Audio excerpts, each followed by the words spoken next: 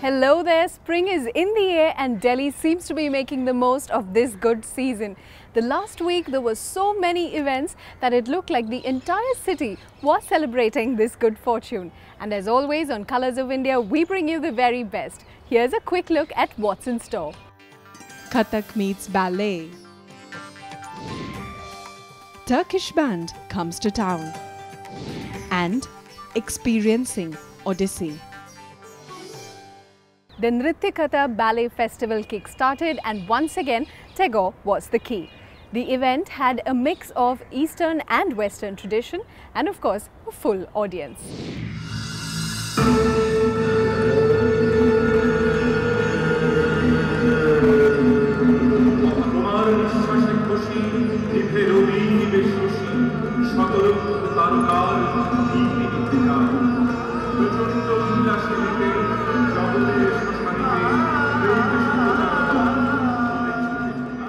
Sometimes we yearn to be one with dust.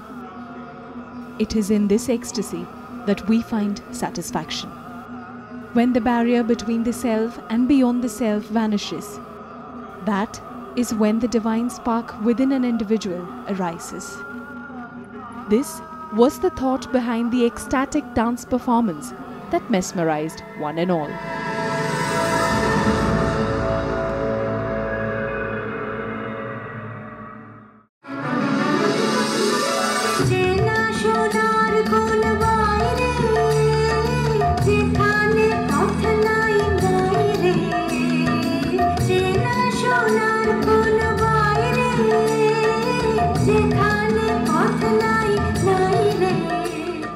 A great start set the stage for the rest of the show. Called Ektara Pathshala or the School for Baul, this was a blend of Kathak strewn beautifully with the elegance of ballet.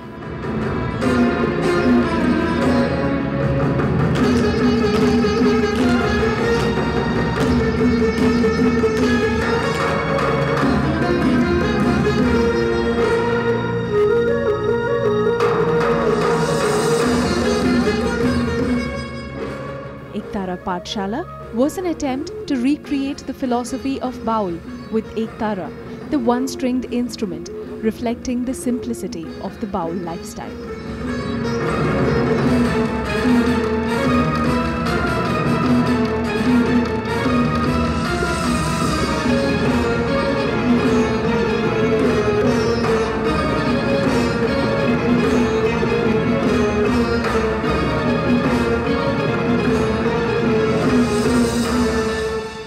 Ballet concept is fading nowadays.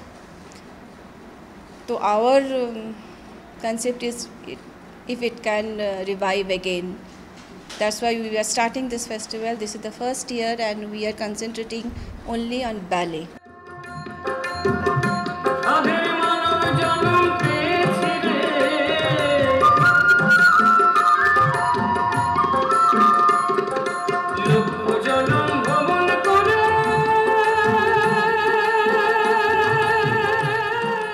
The soft curls of the flowing gowns, vibrant colors dazzling the eyes, an ornate stage, faultless mood lighting, rapturous music, and Tagore's mesmerizing poems resonating through the air.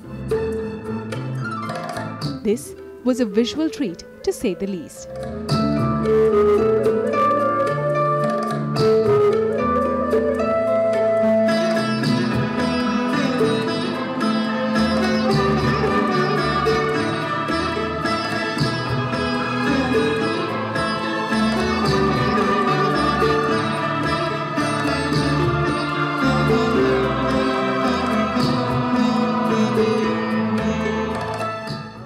I love the end where, you know, a lot of turnings and everything like that in the whole this thing, and suddenly it just gets quiet, and how the journey gets, you know, as a life journey, you get a moksha in the end, like it just goes silent.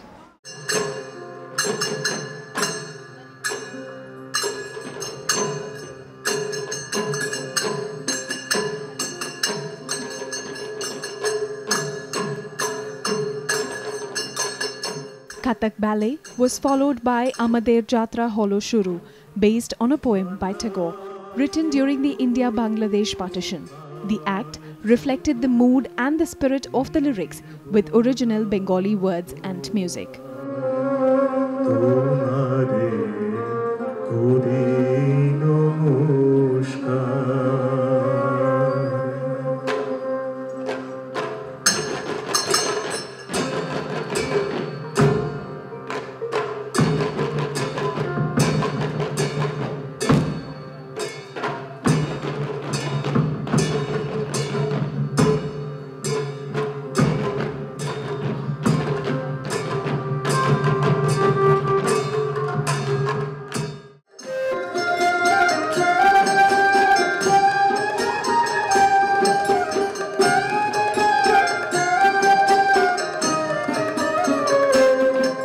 The song, in tune with the performance, spoke about facing the storm fearlessly.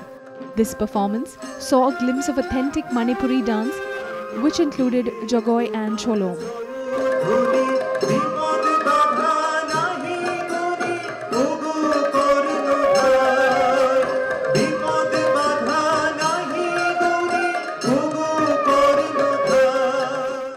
These unpredictable storms and mountainous waves, how to get over it? It's a challenge to your skill of sailing, to your determination to continue the journey. I chose it, and one special thing that we have done in this choreographic work is that we are using chaste Manipuri dance of Jagoi and Cholom while keeping the lines of Gurudev Tagore intact.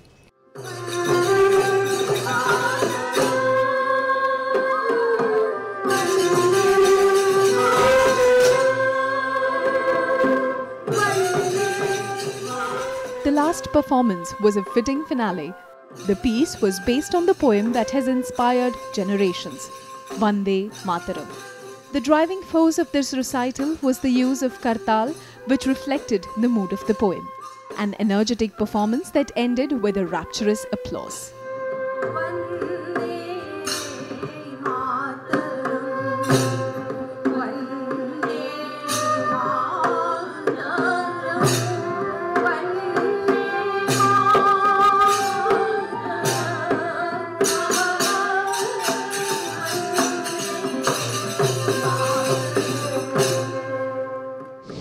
What a performance that was. And it was not just about the dance, it was also about the message of love and patriotism. Well, it's here that we take a tiny break on Colors of India, but only to be back with many more exciting stories.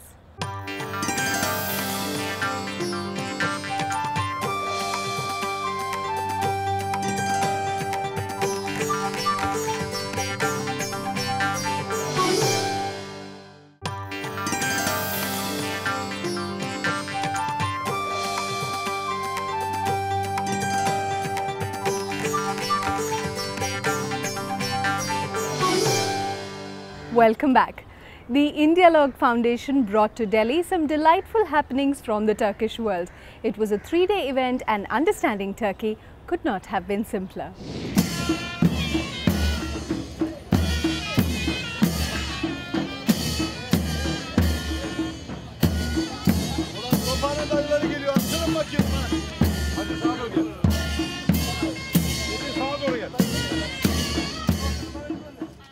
Drum rolls at the Jamia Millia Islamia grounds announced the start of Indialog events. Ottoman military band, dressed in their finery, performed before a small gathering. These bands are said to be the oldest military marching bands in the world.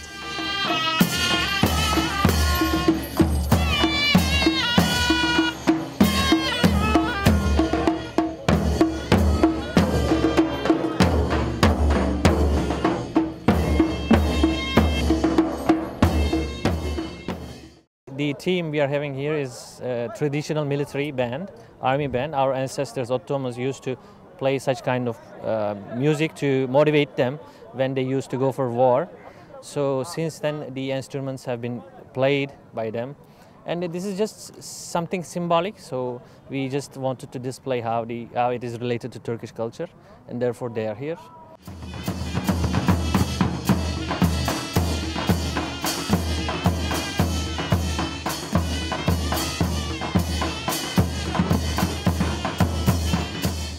They use a variety of instruments which are mentioned in the 13th century Turkish literature. Today, bands are even classified depending on the number of instruments used, and many Western musicians, including Beethoven and Mozart, are said to have been influenced by this music.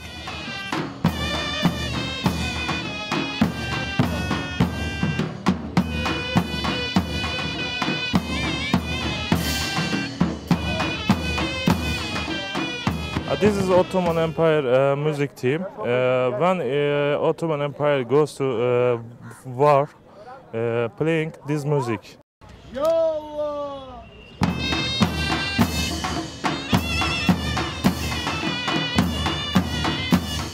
Mehter music is a combination of military and ceremonial sounds with religious overtones.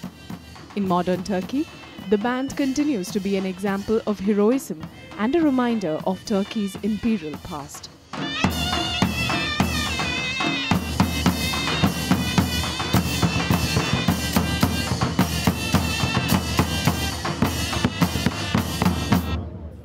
Whirling dervishes, it is related to Sufism, as you know, Mevlana Jalaluddin Rumi. So that's also a symbolic kind of program. Performance will be based on the whirling dervishes. They'll be whirling and they'll just symbolize how it used to be done.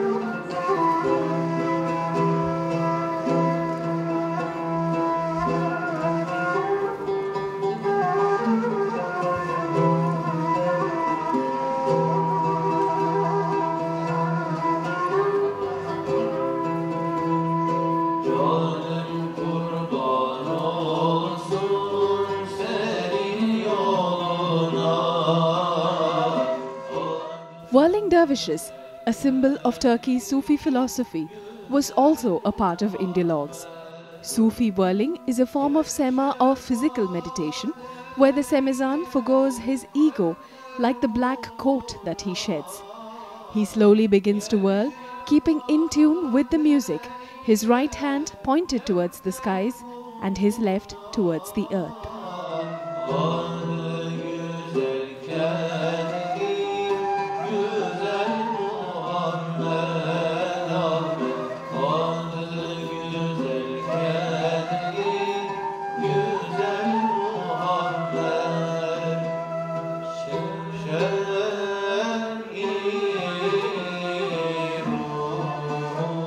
Eyes closed, he revolves, embracing all of humanity and everything living as God's creations.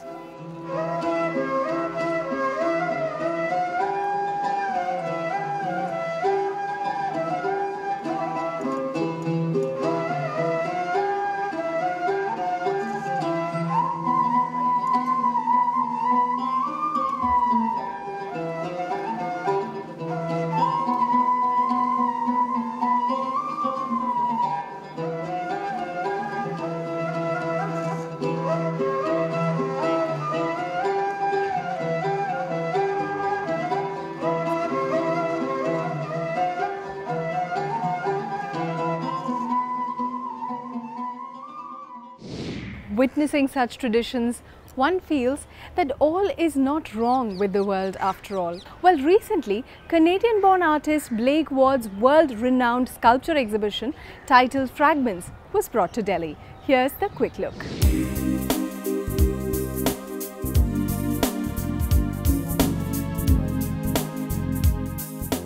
the destructive nature of war and its devastating effects on innocent people.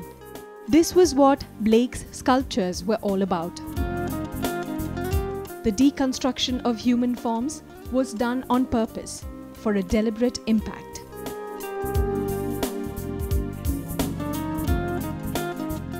Working with clay and later cast in bronze, Blake deliberately desculpts and breaks his creation to make them appear broken and jaded. I was inspired by the problems that I found in Vietnam concerning landmines and military waste, unexploded bombs and that were still taking casualties from the American-Vietnamese War in 1975. And I was surprised to find that that war had not ended.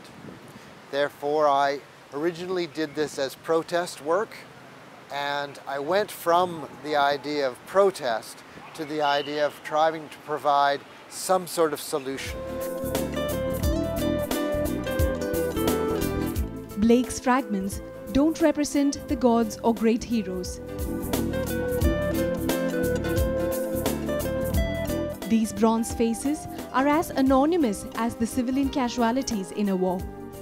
These sculptures are beautiful, worn down, and yet equally full of life and triumph as symbols of survival and a hopeful future. So this is really, for me personally, I consider this his postmodern work, where he's really starting to deconstruct the human figure to push the whole figurative sculpture medium forward. And I think what we have here is some interesting examples of negative space and human form, which if you look at the sculptures closely, their proportions are exact.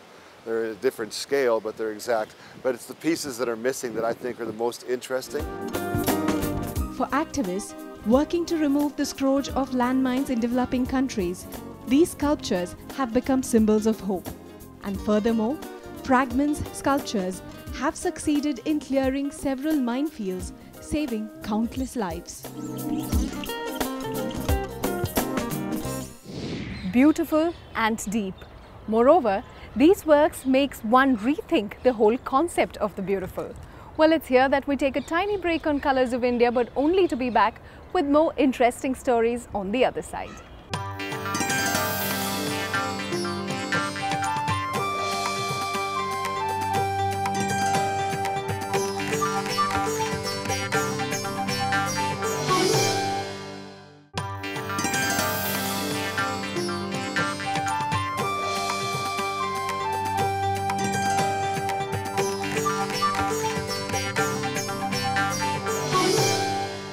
Welcome back. The India World Cultural Forum had their annual Utsav spread across different venues. They brought together performing arts from all parts of India, and we were of course there to document this. Here's what they had in store.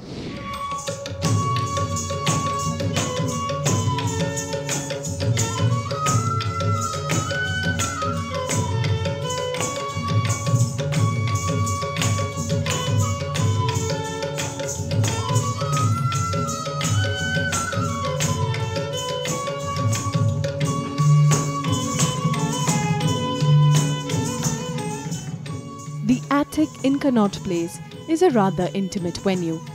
The distance that separates the performer from the viewer is not much, and it seems like the energy from the performer is passed on to the ones watching her. When Itishri Mohanty as Meera sighed and searched and sang for her lover, the audience responded to every passing emotion.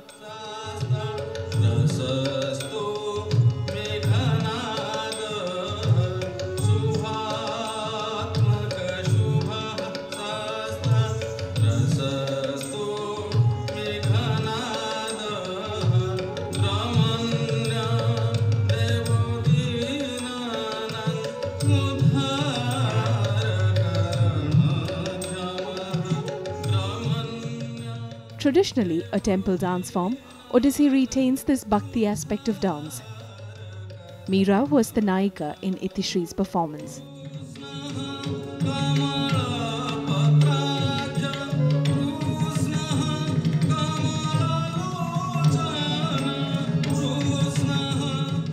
Meera, who loved no man except her lord Giridhar Gopal.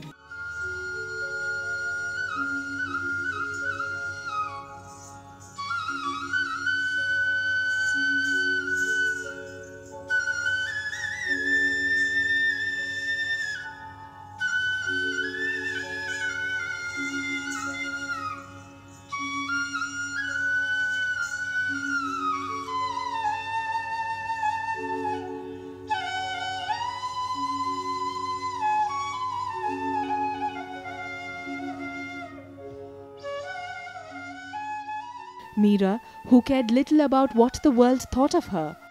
Meera, who lived and died loving her Lord.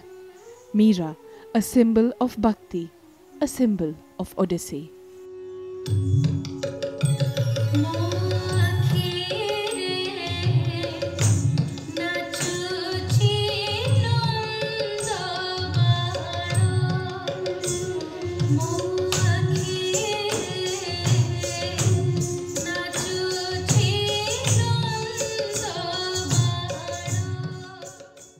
ये मेरा सबसे नया और अनोखा composition था। इसके ये मीरा का ऐसा एक कैरेक्टर है जिसमें वो उसका हर लिविंग और नॉन लिविंग थिंग जो भी है उनमें वो कृष्ण भगवान को देखती रहती है।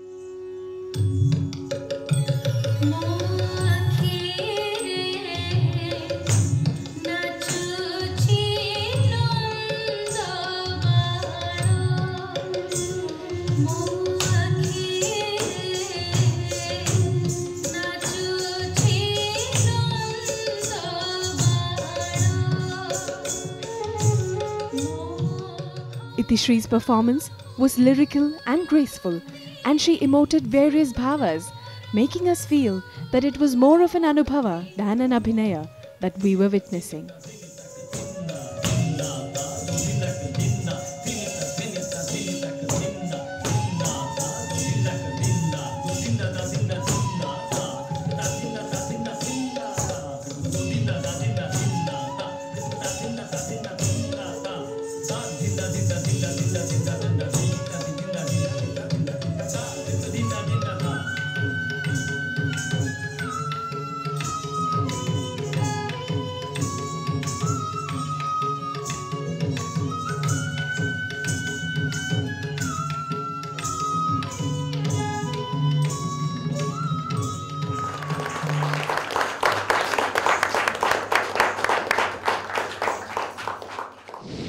Performances like this can truly move you.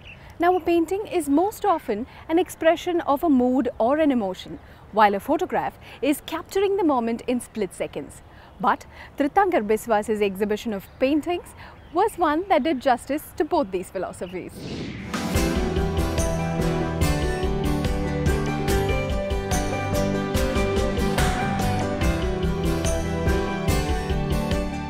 The Lalit Kala Academy in Delhi hosted an exhibition of drawings and paintings by Tritankar Biswas. Unlike artists who ponder over their subjects for long hours, Biswas lets the first drop of ink on paper decide and define his sketch.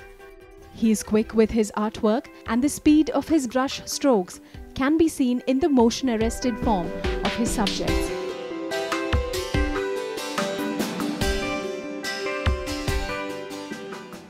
Totally spontaneous है। इसमें पहले से सोच के कुछ नहीं बनता, एकदम उसी टाइम आ जाता है। जब मैं करता हूँ तो पेपर वाइट होता है, मेरा दिमाग भी वाइट होता है। जब मैं उसके अंदर इंक थोड़ा सा डालना शुरू किया, उसके बाद ये एक विजुअल आ जाता है उसके अंदर कि ये इसमें होना चाहिए, और वो क्विकली मैं वो बना लेता हूँ। तो ये जितना भी पेंटिंग आप यहाँ देख रहे हैं सारे वही हैं। His ink on paper drawings has captured many a micro expression into their frame. The dog that looks on with greedy eyes, the cow that tries to escape and is braying loud, the birds that sit perched together in peaceful harmony, the girl who's running towards an unseen goal, performers doing their thing. The images are plenty. There's a beautiful fluidity in the way he makes the composition, the way he uses the brush and the paint. There is so much of ease. It's so effortless, and it is so obvious that the effortlessness obviously comes from a tremendous amount of expertise. His oil on canvas works are also a part of this exhibition. Here, the monotony of black and white gives way to bright, happy colors. And again, it is the flash seconds of a certain happening that is painted through quick, deft brush strokes.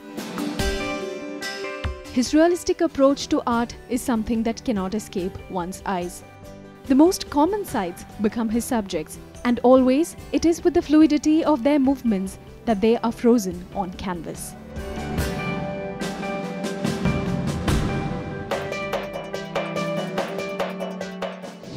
Biswas's claim to fame is his Jugalbandi with Pandit Shivkumar Sharma. While he played the santoor for an hour, Biswas painted the very scene on the canvas in 45 minutes flat. Well, that's all we have for you on this week's episode of Colours of India. You can of course send in your suggestions onto our Facebook page, and I will see you next week. Goodbye.